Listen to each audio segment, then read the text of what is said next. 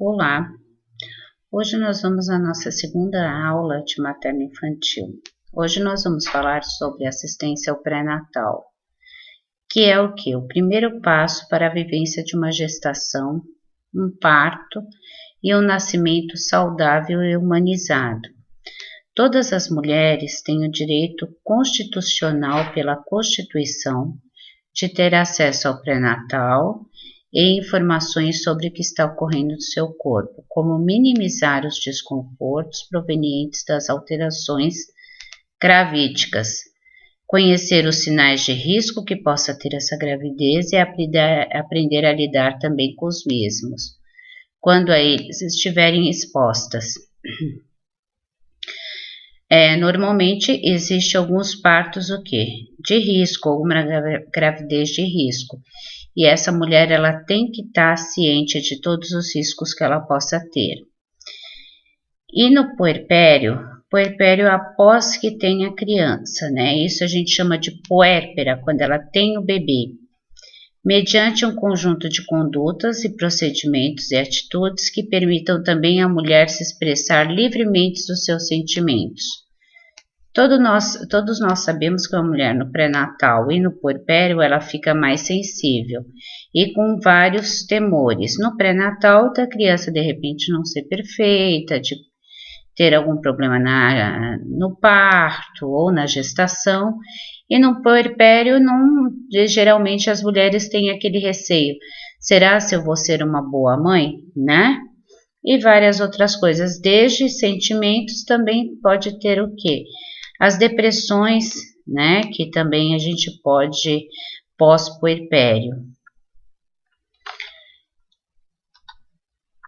E na assistência ao pré-natal ainda, essas atuações ou condutas, né, de atitudes que visam tanto promover um parto e um nascimento saudável, como qualquer intercorrência clínica, obstétrica, ou uma morbidade materna, ou do bebê, né, que possa ter alguma doença, esse bebê, que não possa ser normal, ou que possa nascer com uma síndrome, né, todas as mães, elas planejam um parto, né, uma coisa que fosse muito esperada e que fosse perfeita.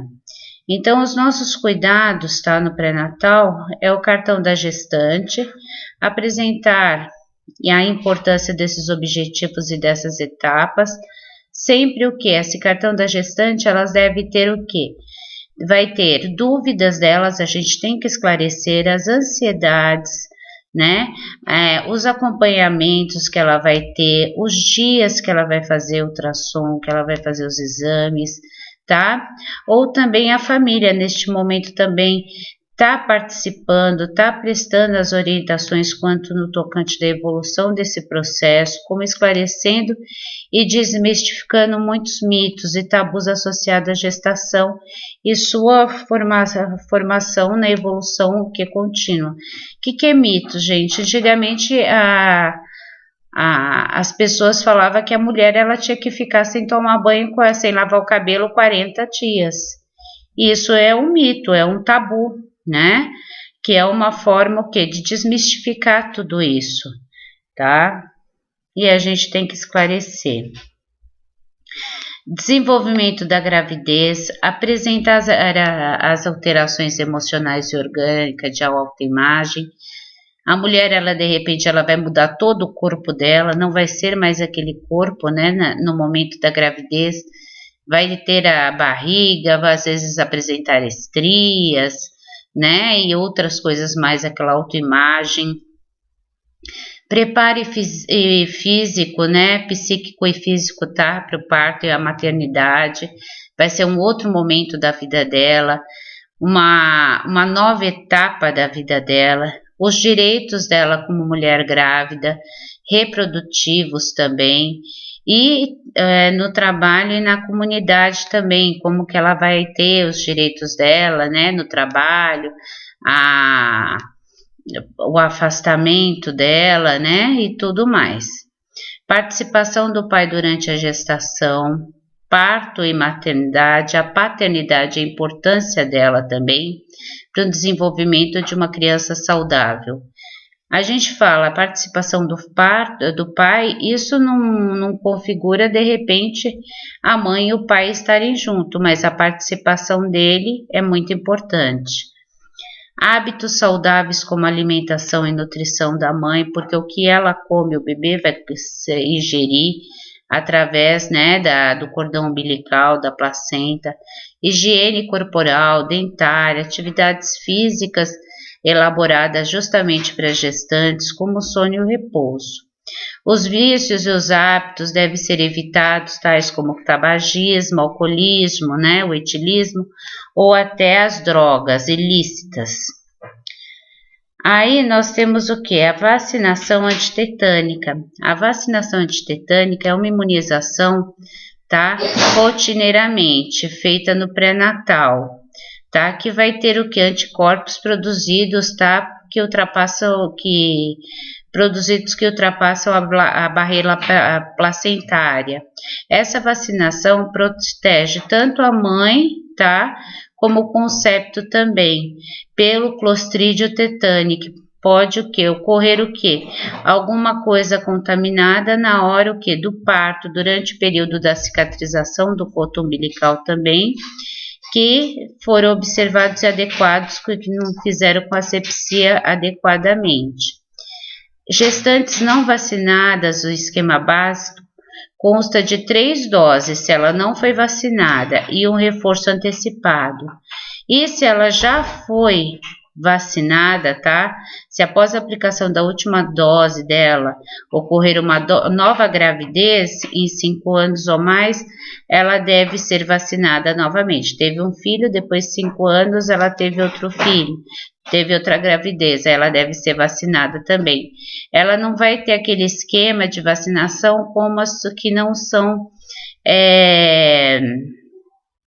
que não tem gestação, que é de 10 em 10 anos. Ela vai antecipar um pouco, porque passa esses anticorpos através da barreira placentária para o feto. Relacionamento sexual afetivo, né? A gente deve sempre tirar as dúvidas dela, se pode ter, né? Que formas e tudo. Cuidados com as crianças recém-nascidas, acompanhamentos ao nascimento, desenvolvimento, medidas preventivas. O aleito materno, que é muito importante. No mínimo 6 meses, né? Da criança e até 2 anos. Cuidados que devem ser estimulados, como fricção de toalhas de banho sobre o mamilo, exposição das mamas ao sol para fortificar aquele mamilo, para ter um aleitamento materno sadio, porque a gente vai estar fortificando aqueles mamilos, tá? Mulheres que apresentarem mamilos, né, sem o bico, né, que ele seja muito plano ou invertido, orientar quando a manobra de exercícios de Hoffman, que é objetiva de romper as múltiplas aderências do tecido conjuntivo e estimular também a elasticidade do mamilo para preparar aquela auréola, né, para o aleitamento. E essas manobras devem ser realizadas o mais frequentemente possível e consiste em tracionar a pele da auréola com os 2 polegares, puxando-a para o lado, para cima e para baixo, que é onde vai fortificar. E outros exercícios também são a torção do bico do mamilo para os 2 lados e é uma tração de retorção. Todas essas manobras, objetivo o quê? Um preparo para o mamilo também, tornar a pele mais resistente, prevenindo, né, as rachaduras, as fissuras durante o aleitamento, que causa muita dor e desconforto. Tá? Recomendar o uso constante de sutiãs com boa sustentação para essa mãe. E no 3º trimestre de gravidez, muitas mulheres deixam de amamentar seus filhos precocemente, devido a vários fatores sociais, econômicos, biológicos, psicológicos, né? Nos quais se destaca o estilo de vida urbano, né? Pode ser urbano ou rural, tipos de ocupação, horário, distância do trabalho, estrutura de apoio ao aleitamento, creches, né? Tempo de licença dela, né? Os mitos também. Então, todas as vezes a gente sabe que o aleitamento materno é importante para a criança, porque para aquela criança adquirir anticorpos, né? E economicamente é mais viável o aleitamento materno do que o aleitamento que não seja materno, porque um leite que é industrializado ele é muito mais caro, sendo que o leite materno ele é gratuito. É importante também, tá, o preparo dessa nutriz, tá, ainda no pré-natal, que pode se dar o quê? O desenvolvimento individual ou em grupo, orientações que devem abranger as vantagens, né, do aleitamento para essa mãe. Prática, que é mais prática, não precisa conter mamadeira, lavar mamadeira, nada. Econômico, que é mais barato, não tem que comprar leite e não vai ter que preparar esse leite também. Relacionados à involução uterina, toda mulher que amamenta, ela vai ter o quê? Uma contração uterina mais rápida, mais fácil, né? O retorno também e realinhamento das fibras musculares do útero também que vai ter essa involução, e é o desenvolvimento da inter-relação afetiva entre mãe e filho, que é a afetividade. Para o bebê, essas vantagens relacionam-se com a composição do leite que atende todas as suas necessidades nutricionais, principalmente nos 6 meses de vida, e a adequada digestão e a propícia passagem de mecanismos de defesas, que são os anticorpos que eu havia mencionado.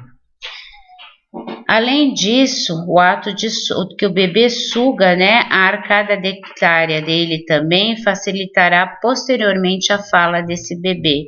Tudo isso nós devemos explicar para as nutrizes.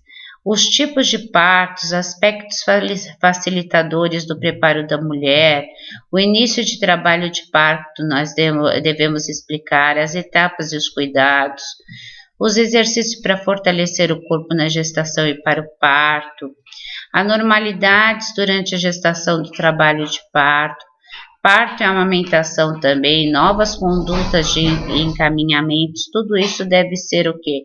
Orientado. Aí nós devemos também fazer o quê? O cálculo da idade gestacional, que é a data provável do parto. Que a gente chama de DUM, né? Data da última menstruação. Se for janeiro, fevereiro e março, no dia você acrescenta mais 7. Nesses meses, janeiro, fevereiro e março, acrescenta mais 7. E no mês, mais 9. E repete o ano. Agora, a data da última menstruação, se for abril, dezembro, tá? Se for entre abril a dezembro, tirando os meses acima que eu falei, no dia você acrescenta mais 7 e no mês menos 3 e no ano mais 1.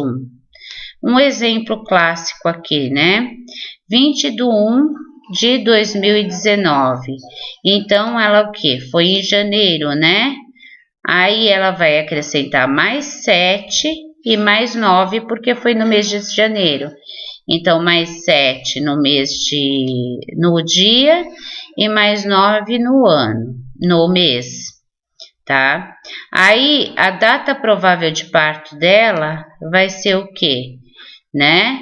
Mais 7, se for o quê? No mês 4, por exemplo, 1/4/2019, mais 7 no dia e menos 3 no mês. E para fazer as semanas de gestação, normalmente a gente faz a somatória dos dias, né, dos meses seguintes e divide por 7, resultante de quantas semanas de gestação foi, né? Aqui nós temos exames de rotina para a mulher. Nós devemos fazer o quê? Normalmente o hemograma completo, tá? Devemos fazer também o tipo sanguíneo, sorologias para sífilis, glicemia, sorologia para HIV e exame o quê? Preventivo de câncer de colo uterino com Papa Nicolau. Os exames devem ser realizados no primeiro e terceiro trimestre de gravidez e objetivam sempre avaliar a saúde da gestante, ajudando a detecção de prevenindo sequelas e complicações de doenças para o RN, tal como HIV e a sífilis também, né? Pode ocorrer. E também, né, que seja tratada precocemente qualquer anormalidade ou doença, né, que venha apresentar.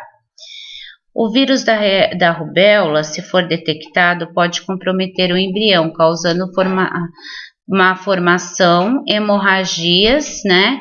Hepatosplenomegalia, que é o aumento do fígado, pneumonias, hepatites e encefalites, e o vírus da varicela, da varíola, da herpes, né? Que a gente pode também causar também grandes problemas, hepatites, do sarampo, do HIV, todas essas doenças, né, transmissíveis, seja ela de fundo sexual ou não, só apenas transmissíveis, ela pode causar alterações no concepto. Orientar ela também, tá? Quanto a náuseas, vômitos, diarreia, né, que é aquela salivação excessiva, aquela azia, que é a pirose, e para diminuí-los, para ela ter uma dieta bem fracionada, 6 refeições leves ao dia e que evite o uso de frituras, gorduras e alimentos com odores fortes e desagradáveis. A ingestão de líquido durante as refeições, os quais devem ser preferencialmente ingeridos entre os intervalos, ela deve evitar um pouco também. Isso principalmente sobre o pré-natal, sobre essas doenças acima citadas. Comer sempre o que? Biscoitos, né? Que é a bolacha seca antes de se levantar, ou tomar um copo de água gelada com algumas gotas de limão, pode evitar também as náuseas, né? Os efeitos indesejados. Chupar uma laranja pode amenizar o enjoo, que frutas cítricas melhora. Evitar café, chamate, fumos, doces, álcool. Se ela sentir o que? Fraqueza ou vertigem, desmaios, verificar se ela está tendo uma ingesta adequada alimentar, se ela não está tendo hipoglicemia. Orientar quanto à ingesta dela fracionada, né? E o uso de chás e café e açúcares como estimulante, que também é contraindicado. Evitar ambientes mal ventilados ou mudanças bruscas de posição, que pode causar tonturas também, né? Essa lipotímia. Explicar que sentar-se com a cabeça baixada ou deitar em decúbito lateral, respirando profundamente, pausadamente, minimiza o surgimento dessas sensações. Corrimento vaginal, geralmente da gestante, apresenta-se estar mais úmido em aumento da vascularização. Mas, se esse corrimento tiver o quê? Um fluxo de cor amarelada, esverdeada, odor fétido, prurito, e tem que agendar uma consulta para verificar. Pode ser uma doença sexualmente transmissível. Polaciúria, explicar sempre, tá? Reforçar da higiene íntima, né? Após essas urinações em grande quantidade. Agendar consulta médica de enfermagem, caso exista uma disúria, que é dor a urinar, pode ser uma infecção urinária, ou uma hematúria também com sangue na urina, pode ser uma infecção urinária. Sangramento nas gengivas, pode recomendar o uso, tá, de cerdas macias, tá, e realizar massagens na gengiva. Agendar também um dentista para ela. Flatulência e constipação intestinal, odor abdominal e cólicas, tá? Pode orientar para essa paciente começar a usar uma dieta rica em fibras, alimentos, tá, de alta fermentação, e recomenda-se a ingestão, né, de mais água, mais sucos para melhorar essa constipação. Estimular a gestante a ter caminhadas, movimentar, para regularizar o hábito intestinal também, tá? Agendar uma visita, uma consulta com a nutricionista para poder estar vendo essa questão da dieta. Se ela apresentar principalmente o que? Flacidez na parede abdominal, sugerir o uso de cintas, né? Com exceção aquelas elásticas que aperta, que é para diminuir o abdômen, é só para ter uma maior apoio. A critério médico, poderá fazer uso de medicamentos para gases, constipações intestinais e cólicas. Se ela tiver hemorroidas, tá? Orientar a gestante também em dieta rica em fibras para melhorar essa constipação intestinal. Não usar papel higiênico colorido ou muito áspero, né? Pode causar irritação, principalmente após defecar, né? Lavar a região perineal com água e sabão vai melhorar também a questão das hemorroidas, ou das fissuras que possa ter. Alteração no padrão respiratório é muito frequente, decorrência do aumento do útero, que o útero ele vai o que? Aumentando a sua expansão e vai o que? Comprimindo o diafragma, então ele vai tendo ele vai impedindo que esse diafragma ele tenha uma elasticidade adequada. Isso pode causar ansiedade. Recomendar o decúbito sempre lateral para essa pessoa, de esquerdo, né? E direito, e uso de travesseiros altos que possibilite a elevação do tórax, melhorando a expansão pulmonar, porque toda vez que a gente deita em decúbito dorsal, isso dificulta mais a respiração. Estar atento com ansiedade, tá? Cianose das extremidades ou cianose das mucosas, pode ser uma falta de oxigenação, tá? E embora não muito frequente, pode se tratar de uma doença cardíaca ou respiratória e tem que agendar uma consulta médica. Uma lombalgia, recomenda-se a correção da postura ao sentar-se, ao andar e ao uso de sapatos, tá? Com saltos baixos e confortáveis, macios, aplicar calor local ou compressas ou banhos mornos se recomendáveis nos pés. Cefaleia, sempre conversar com a gestante sobre suas tensões, seus conflitos e temores, tá? E pode agendar passar com psicólogo, verificar a pressão arterial dela, tá? Pode-se agendar uma consulta também médica, tá? No sentido de afastar suspeita de hipertensão arterial e uma pré-eclâmpsia, principalmente nas 24 semanas de gestação. Varizes, recomendar, tá, que a gestante não permaneça muito tempo em pé ou sentada e que repose por 20 minutos várias vezes por dia com as pernas elevadas. Não usar roupas muito justas, nem ligas nas pernas. Se possível, deve utilizar meia calça elástica para a gestante apropriada. Os eczemas pode explicar o que? O resultado do peso extra que ela tiver, porque muitas mulheres o que? O bebê tem 4 quilos, elas engordam 30, então o que tem é extra, né? Placenta, líquido amniótico e o feto. E da pressão do útero que está aumentando, exercendo também sobre os vasos sanguíneos, é muito comum, tá? Ter essa pressão e depois ter esses edemas.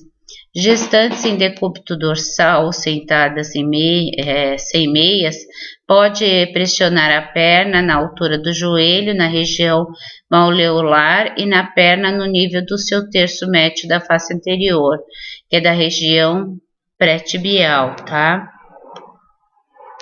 Temos também os edemas que fica evidenciado a presença de alguma depressão duradoura, tá? O cacifo no local pressionado, que pode ficar o que? Mais abaixada aquela região, mais deprimida aquela região, de tanto edema que essa paciente pode ter.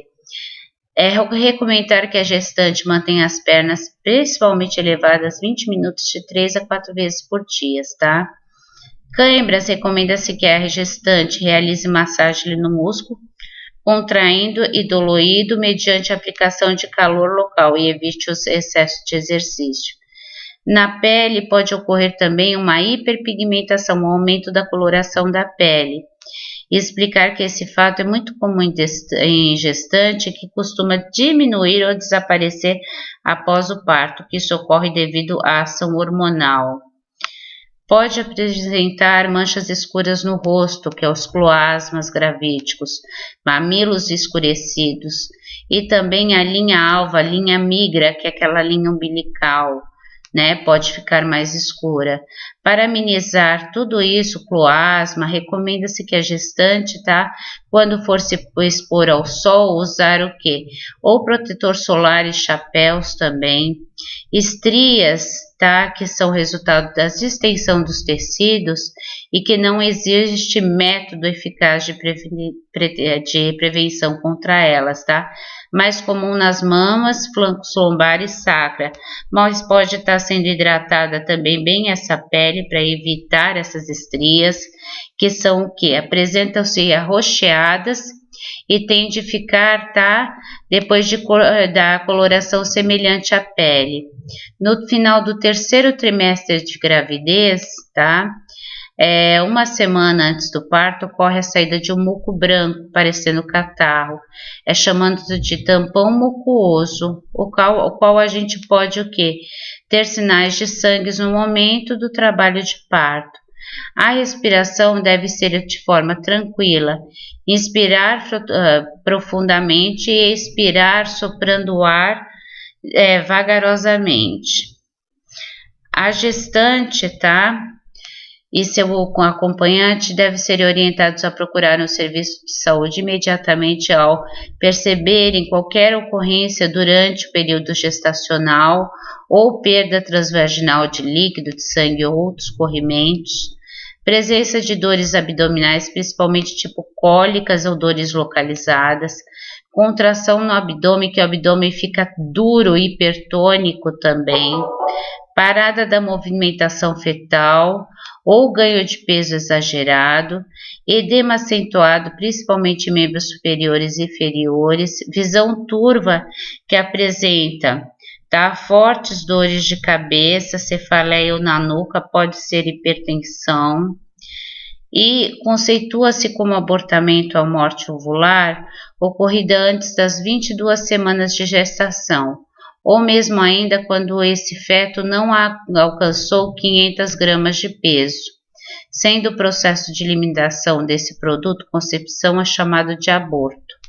Abortamento é dito precoce quando ocorre entre a 13ª a 22ª semana, e algumas condições podem favorecer esses abortos, tá? Como fatores ovulares, como o óvulo e o espermatozoide são defeituosos, diminuição do hormônio da progesterona também, que pode ser o que? Insensibilidade uterina e contrações que pode levar ao aborto, as infecções que a gente disse anteriormente, a sífilis, a rubéola, toxoplasmose, traumas de diferentes causas, incompetência ístimo cervical, quer dizer, o colo do útero ele pode ter a dilatação e esse bebê sair espontaneamente, que não tem um músculo, né, bem forte, miomas uterinos, útero infantil também, intoxicação como fumo, álcool, chumbo ou drogas, hipotireoidismo, diabetes mellitus, tá? E doenças hipertensivas de fatores emocionais. Nós temos também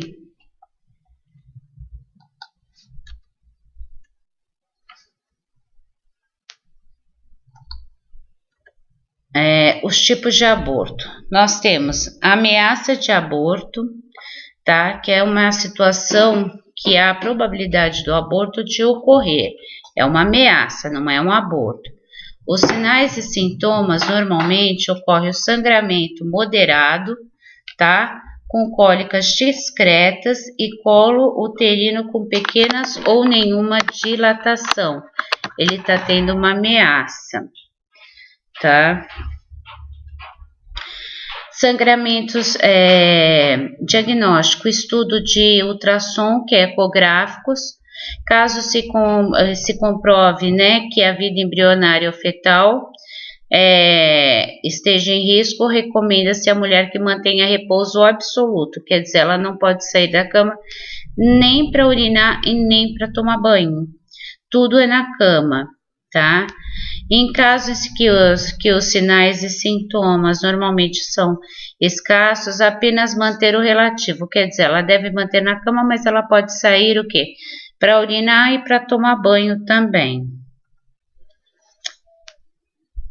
Aí nós temos os tipos ainda, evitar as necessidades, tá?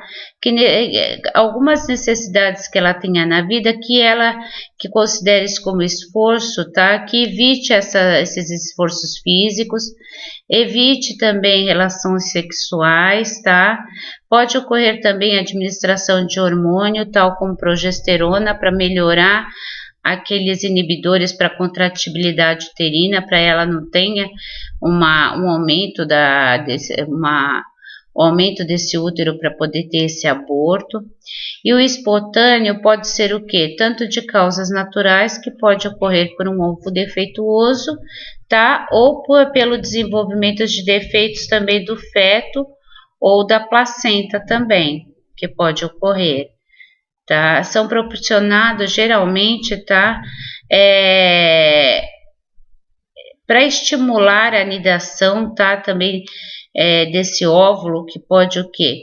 Não acontecer a anidação adequada e a implantação desse óvulo fecundado no útero da gestante, que pode ocorrer também.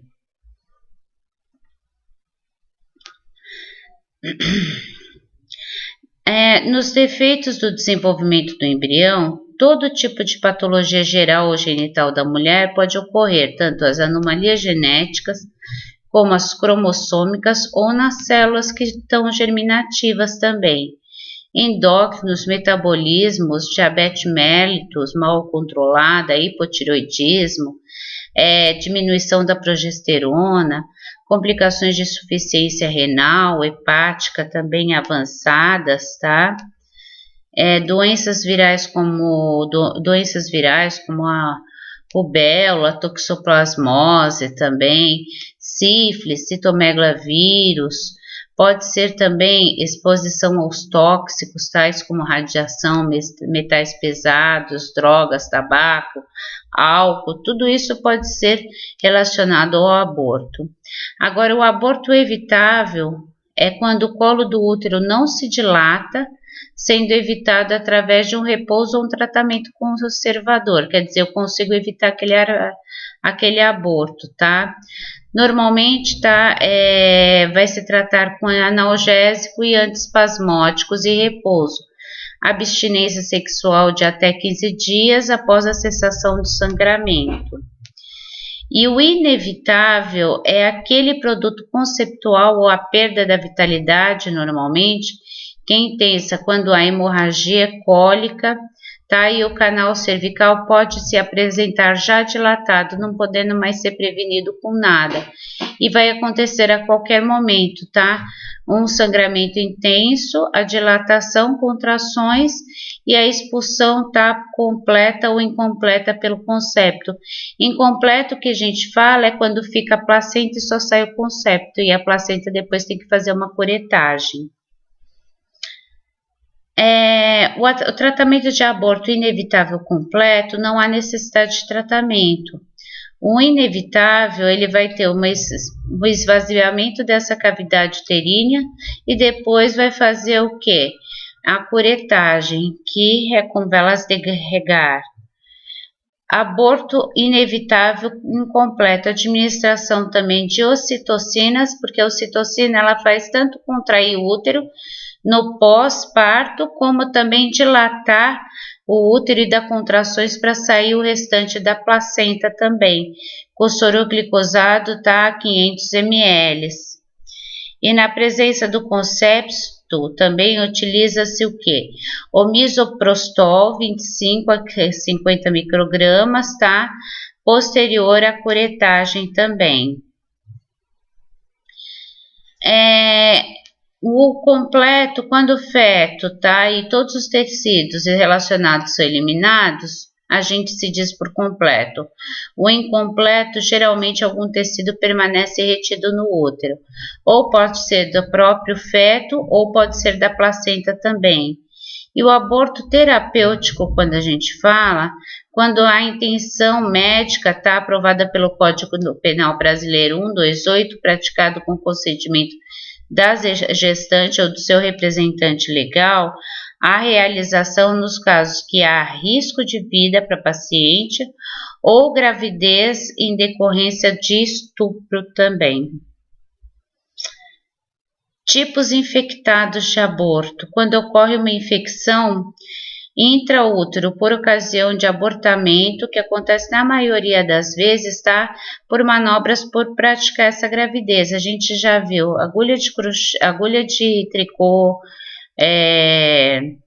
colocarem medicamentos, né? Então, várias técnicas aí para poder provocar o aborto. E a mulher apresenta geralmente, tá, em alto grau viável de dores discretas e contínuas e hemorragia com odor fétido e secreção, que muitas vezes morre o concepto lá dentro, já está em fase de putrefação, que aí ela procura o sistema de saúde porque ela está em casos eminentes de morte.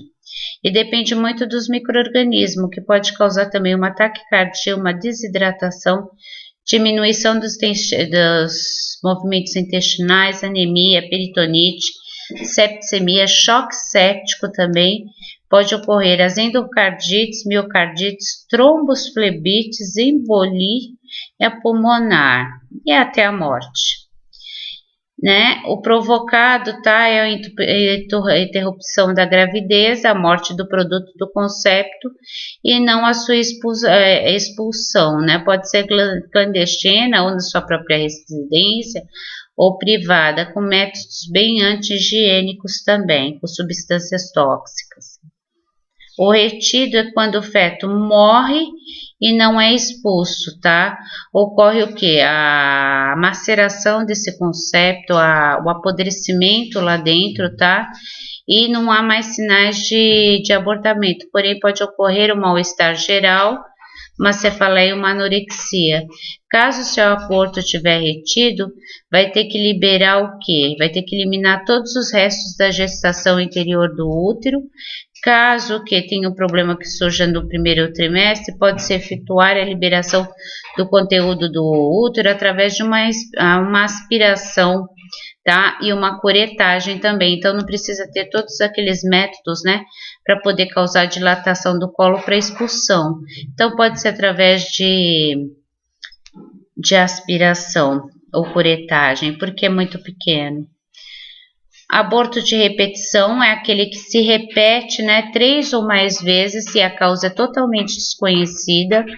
Geralmente, nesse caso, tem que ter uma investigação da origem do problema, tá, para ver se existe uma solução. Pode ser o que? Devido a alterações cromossômicas hereditárias, ou se não, né, a parte do assoalho pélvico, ela não tem uma musculatura desejada, né, para poder ter a seguridade dessa criança. Fatores predisponentes: diminuição da progesterona, as infecções, como a gente falou, a incompetência cervical, tá? Que a gente deve investigar a causa, porque às vezes um simples ponto ali, né, na região do cérebro, que o colo uterino não tem aquela competência para segurar aquela criança, pode fazer a cerclagem, que é o quê? Uns simples pontos para fechar aquele isthmo cervical para aquela criança não ser abortada. E os cuidados sempre colocar controles de sinais vitais, observar sinais de choque ou hipovolêmico, coloração das mucosas, hipotensão, pulso fraco e rápido, pele fria e pegajosa e agitação e apatia. Esses são os choques hipovolêmicos sinais. Verificar sangramentos e presença de partes da placentas ou embrião nos coágulos durante a troca de absorvente também. O volume de sangue também deve ser observado.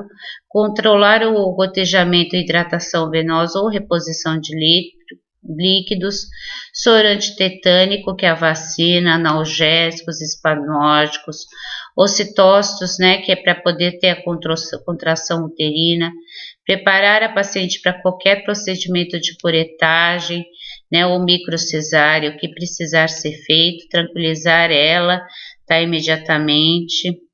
Cuidados de enfermagem, coletas de hemograma para HB-HT, tipagem sanguínea, reservar sangue, observar sinais de infecções, administrar imunoglobulina, que é RH, até 72 horas após o abortamento, se o RH dela for negativo, tá? Não a BO, mas sim o RH.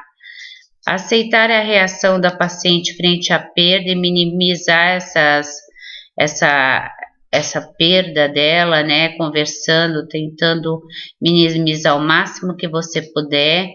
E nunca realizar críticas independente da causa de aborto, tá? Se foi provocado ou se foi espontâneo. E aqui eu deixo aqui impossível que se desculpa para o desistente e desafios para o vencedor, tá? Então, gente, essa é a nossa segunda aula de materno-infantil. Agradeço a presença de vocês. Obrigada.